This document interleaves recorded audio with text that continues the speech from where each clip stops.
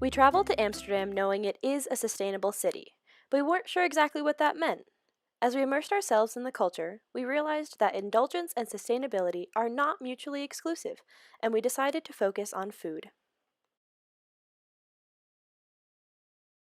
We started the journey at the Dutch Weedburger, but before we tried it, we wanted to know what the rest of Amsterdam knew about it. We asked people, "What is the Weedburger?" And these are some of the responses we received. My first thoughts were being weed, like you can smoke weed, but Oh, je bedoelt what you can smoke also? Haha, yeah, a wheat burger. Sounds like you get high on a burger, but Based on Amsterdam's legalization of marijuana and liberal, free-thinking attitude, most people assumed that the Weedburger contains drugs.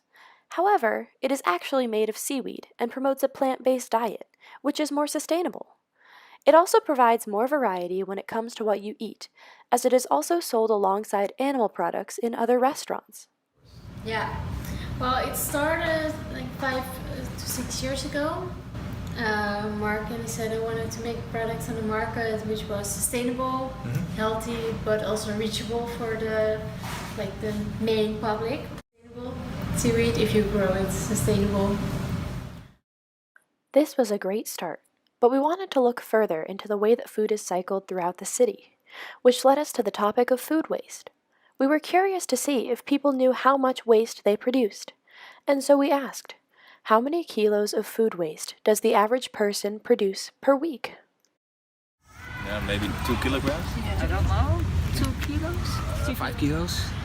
Everyone we asked was pretty spot on with their answers, as the average in North America and Europe is approximately 2 kilos.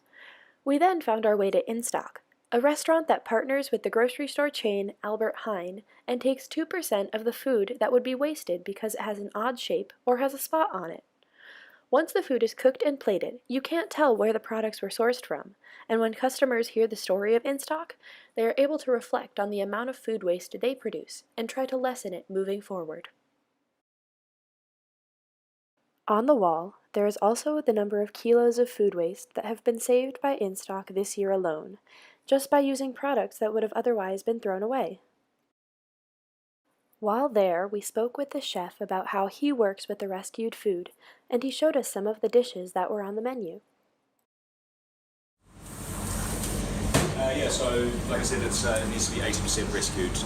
Some dishes will go up to almost 100%. In a way, it's challenging, but it's also you just need to be super creative with it. And we've now got 160 Albert Heijns that suppliers with their veggies. So we get. As we continued to learn about how much food is wasted, we became curious about where that food waste ends up.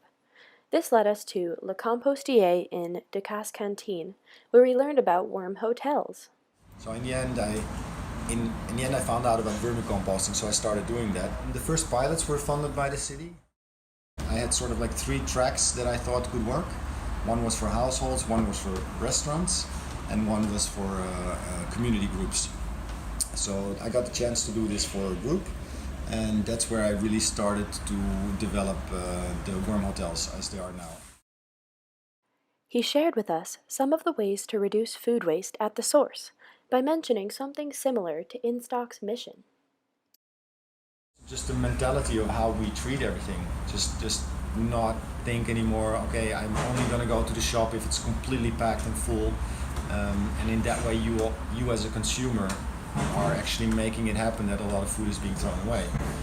By also picking that apple that has a spot and not just leaving the apple with the spot and only taking the perfect ones.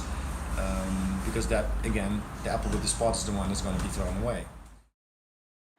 He then discussed the benefits of composting in the city. So yes, you can pick up all that waste, bring it out of the city and make a compost there. That's happening already. But you can also use it with loss of very limited space, especially if you start doing it on roofs or in basements or there's just always that corner that's not being used. If you make your own vermicompost, you see it happening and you have a bond with it. And then when you have a bond with this beautiful compost, you want to use it. So then you want to grow a flower or you want to grow some edibles. He also talked with us about how easy it is to compost. Kids, they understand it immediately.